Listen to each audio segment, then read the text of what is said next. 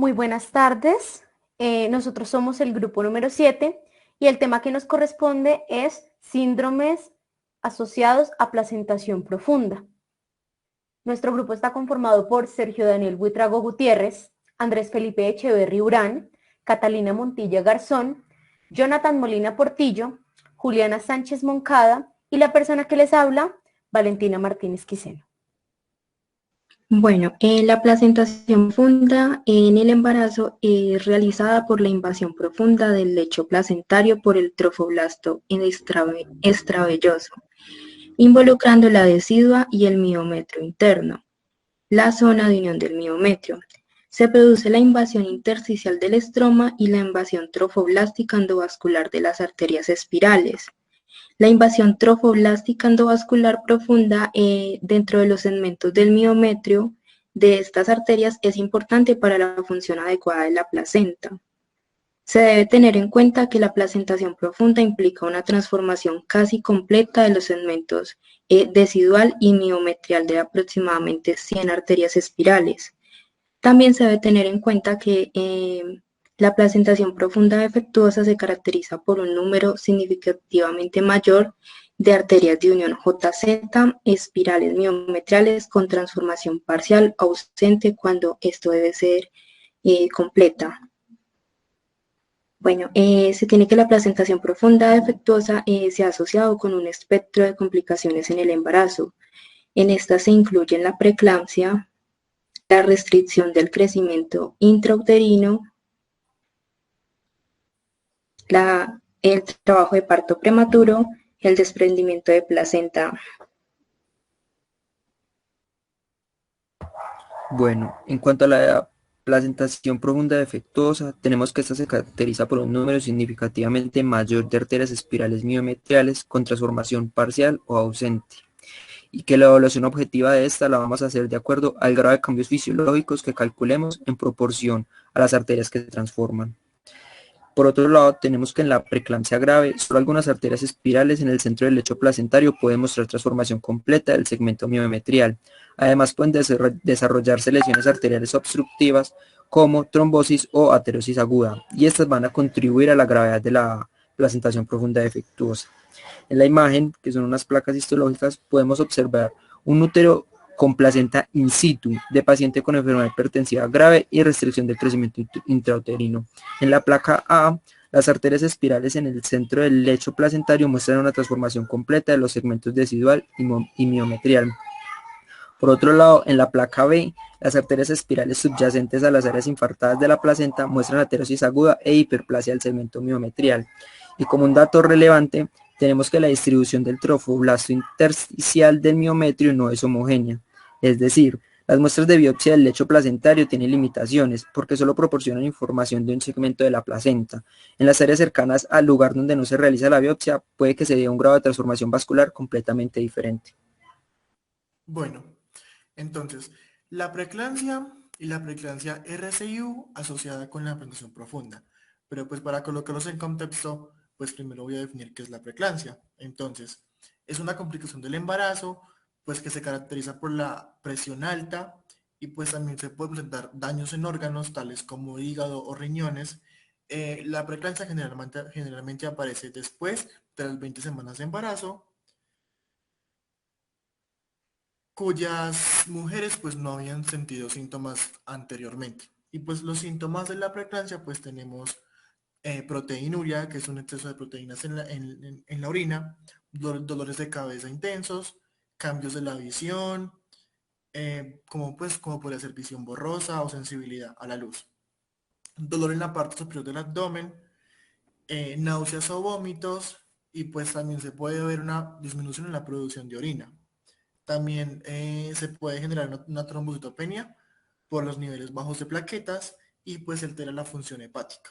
Entonces ahora sí, pues hablemos de la preeclampsia asociada con la placentación profunda. Entonces, el lecho placentario en pacientes con preeclampsia pues se caracteriza porque hay una disminución de las arterias espirales. Esas arterias pues son las arterias que se transforman, entonces hay una disminución de estas. Se transforma en el segmento miometrial. Este segmento pues conserva una estructura muscular hipertrófica, aunque en esa parte también existen trofoblastos intersticiales, pero pues cuando ya se está en la preeclampsia serían trofoblastos intersticiales en cantidades excesivas. Y pues es más grave cuando se presentan en esos trofoblastos en los segmentos miometriales. La preeclampsia con RCIU pues es muy parecida a la preeclampsia. Esta se caracteriza por un gran número de arterias espirales miometriales, las cuales no están transformadas y pues de esas arterias pues van a mostrar con frecuencia eh, lesiones obstructivas como podría ser arteriosis aguda o trombosis. Y esto pues da como resultado una pequeña región central con arterias transformadas y las demás no. En sí, eso consiste en la preeclampsia asociada con la placentación profunda. Continuando con los síndromes asociados a placentación profunda, encontramos la restricción del crecimiento intrauterino sin hipertensión. Esta patología es de diagnóstico frecuente y hace referencia a la deficiencia en el crecimiento fetal, el cual implica una falla en el feto para alcanzar todo su potencial de crecimiento establecido genéticamente. Representa grandes tasas de morbimortalidad perinatal y secuelas a corto y largo plazo. Podemos clasificar la restricción según el grado de severidad y de acuerdo al momento de inicio, en tres: RCIU severo, temprano y tardío. En cuanto al severo, se halla en fetos que se encuentran con peso ultrasonográfico estimado por debajo del percentil 3 para la edad gestacional. Esta clasificación tiene un peor pronóstico y aumento de la morbilidad y mortalidad perinatal. El RCIU temprano aparece antes de la semana 32 de gestación y se ha encontrado una estrecha relación con la prematuridad, la preeclampsia y la enfermedad placentaria. El tardío, por su parte, es la forma más frecuente. Aparece después de la semana 32 y también se encuentra asociada a enfermedad placentaria, pero en menor grado que el RCIU temprano. Pasando a la etiología, es de causas multifactoriales. Podemos encontrar factores maternos, fetales y placentarios. En cuanto a los maternos, pueden darse trastornos hipertensivos, autoinmunes, trombofilias, relacionados con el estilo de vida, trastornos del ánimo, el consumo de ciertos fármacos e incluso la desnutrición. En cuanto a los factores fetales, podemos mencionar malformaciones, infecciones perinatales, prematuridad, gestaciones múltiples.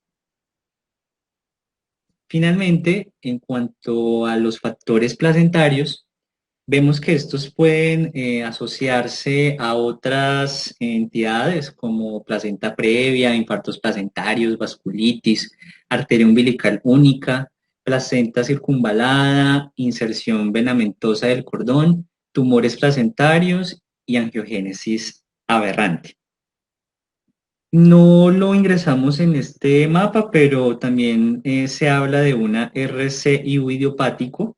Es aquella pues, que no hay una causa identificable de la insuficiencia placentaria y pues esta se puede encontrar a través de ciertas alteraciones en el Doppler. Vale la pena resaltar que la insuficiencia placentaria no es la causa del problema, es la consecuencia de un proceso de enfermedad que a menudo no se conoce. Queremos mencionarles algunos hallazgos que encontramos en el estudio. Encontramos ausencia de cambios fisiológicos en el segmento miometrial de las arterias espirales. Puede darse transformación parcial de estas arterias del miometrio y puede darse una ausencia de remodelación de la arteria espiral a nivel de los segmentos deciduales. Continuamos con lo que sería el trabajo de parto prematuro y el PROM prematuro. El PROM prematuro hace referencia a la ruptura prematura de membranas pretérmino. Estos dos eventos ocurren en un periodo inferior a 37 semanas de gestación.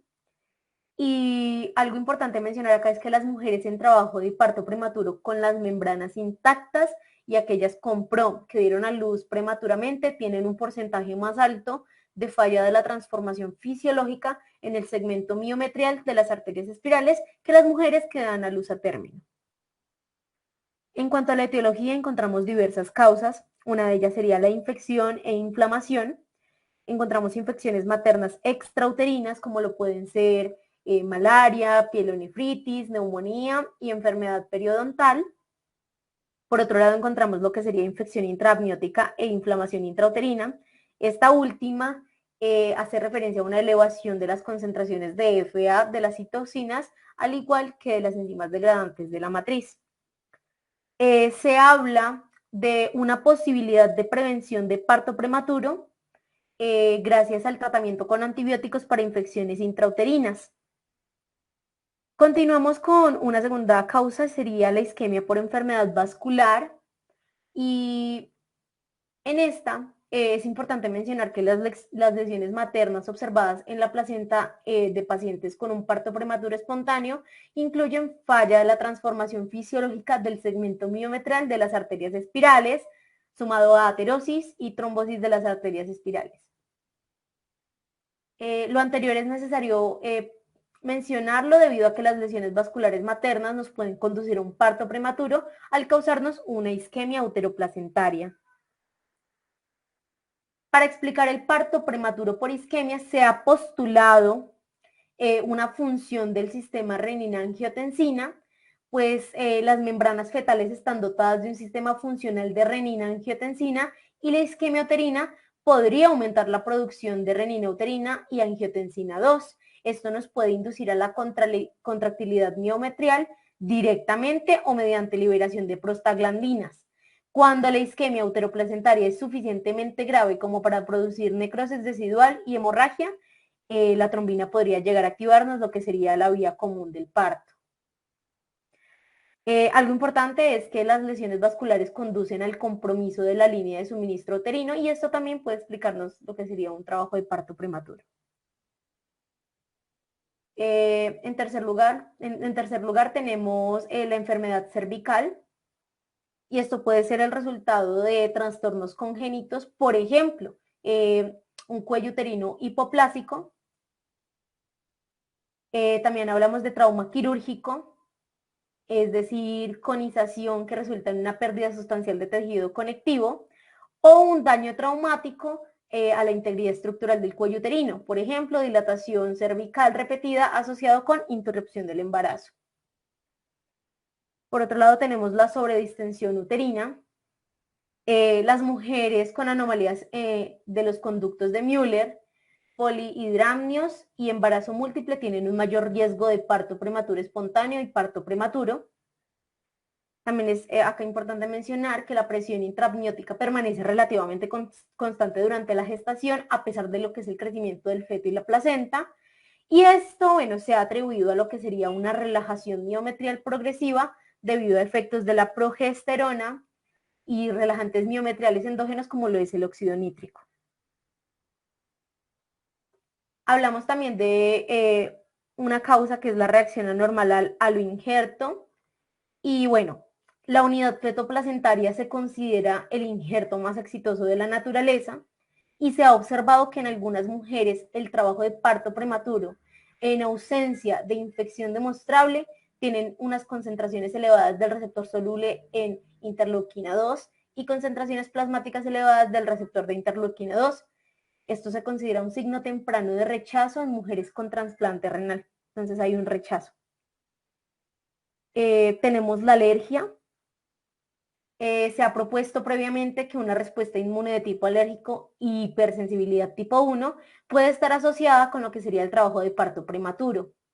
El término alergia como tal se refiere a los trastornos causados por la respuesta del sistema inmunológico a un antígeno que de otro modo sería inocuo. Acá vamos a hablar de unos puntos importantes y es que el feto humano, como sabemos, está expuesto a alergenos comunes, por ejemplo, ácaros del polvo doméstico. Otro punto respecto a esto es que se ha demostrado reactividad específica de alergenos en la sangre del cordón umbilical al nacer y tan pronto como a las 23 semanas de gestación.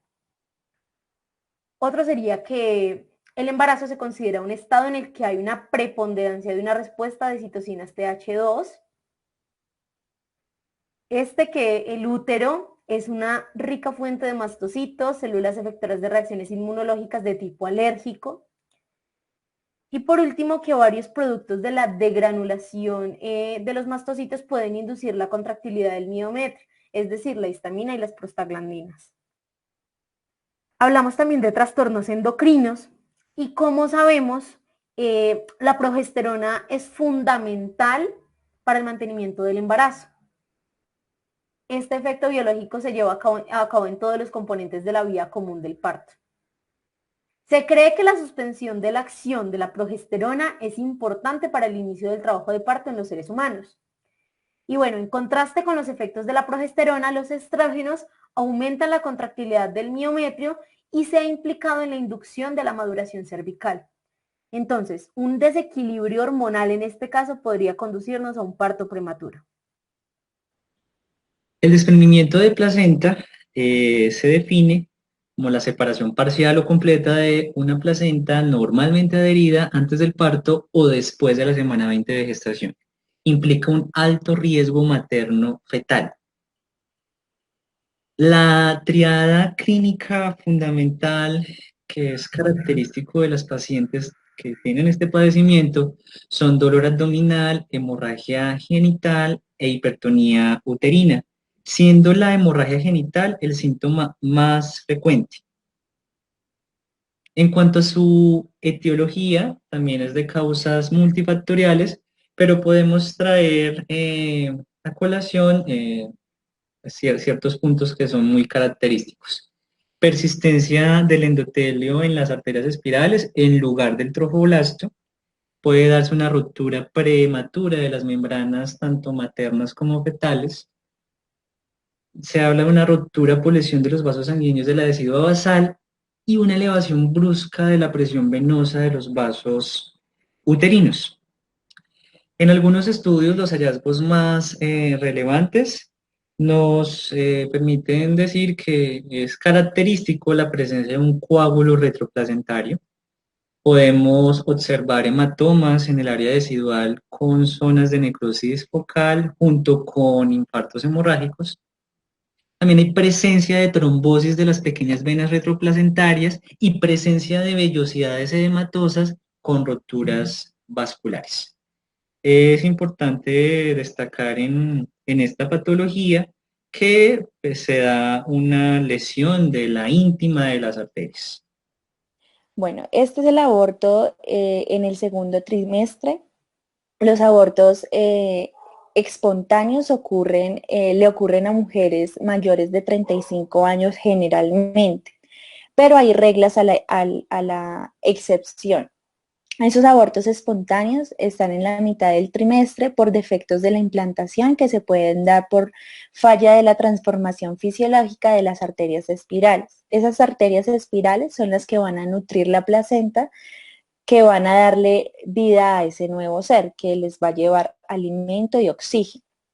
En su etiología tenemos que el sitio de implantación de la placenta puede no ser el correcto y así las arterias espirales que circundan esa placenta pueden ser necrosadas o pueden ser tan pequeñas que no hay suficiente flujo de sangre que pase hacia la placenta y se necrosen y así se pueda ocurrir el aborto espontáneo. Generalmente se puede encontrar que los trofoblastos endovasculares e intramurales están reducidos. ¿Qué quiere decir eso?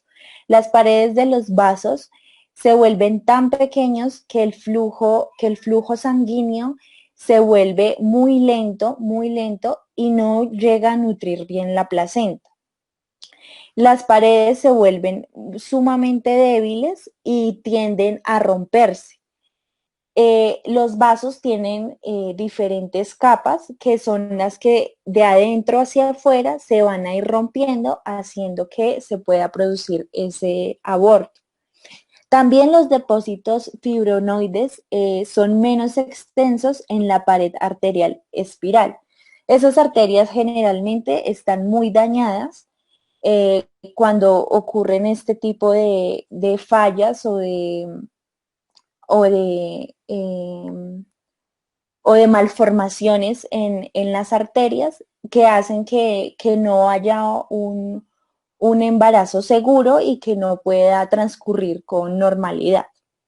Entre los signos y síntomas, se notó en el artículo, se habla que cuando hay un depósito de fibronoides menos extensos en la pared arterial, se nota que el incremento de ese trofoblasto endovascular en el segmento decidual de las arterias espirales. ¿Qué quiere decir esto? Que el endometrio se engrosa tanto, hay tanta proliferación que la implantación de la placenta es tan profunda, del trofoblasto es tan profunda que no es un embarazo nutritivo, no es un embarazo que vaya a transcurrir con normalidad, porque no queda en el punto exacto que debería estar para que ese embarazo pueda transcurrir. Ahora sí, los signos y síntomas podemos encontrar que está el dolor pélvico tipo cólico. La paciente empieza con un dolor y un sangrado al mismo tiempo que le indica, si la paciente sabe que está en embarazo, que hay algo que no transcurre con normalidad. Y por último, puede llevar a la expulsión de los tejidos o no. ¿Qué pasa? Cuando hay una expulsión de los tejidos es lo más seguro para la mujer porque va a evitar, fisiológicamente el cuerpo expulsa lo que ya no necesita.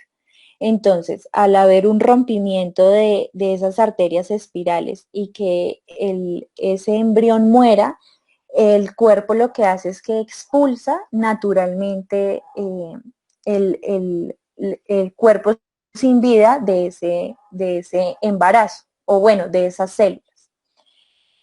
Cuando no pasa, hay un sangrado, pero no hay expulsión, se llaman abortos de expulsión propensos a infecciones. Entonces pueden llevar a una sepsis cuando la mujer presenta fiebre, vómito, dolor. Hay una sepsis porque esas células muertas lo que hacen es causar infecciones de tipo endometrial, de tipo en el útero, y hay que hacer otro tipo de procedimientos. En el artículo también habla que se encuentran unos hallazgos de la inspección del trofoblasto intersticial puede reducir el debilitamiento elástico. Entonces, ese debilitamiento elástico hace que en futuros embarazos pueda producirse los mismos síntomas o signos o pueda producirse otros abortos espontáneos. Los abortos espontáneos tardíos por mala perfusión de las arterias espirales son comunes y son anomalías que se presentan en mujeres de edad avanzada generalmente, como lo mencionaba anteriormente, porque no alcanzan a perfundir ese embarazo o la placenta donde va a estar viviendo el bebé durante los 9 meses. Entonces va a haber un útero muy pequeño, va a haber una placenta muy pequeña donde no va a estar nutrida y por esto se produce la muerte a temprana edad de ese embarazo. Y bueno, estas son las bibliografías que empleamos. Muchas gracias por su atención.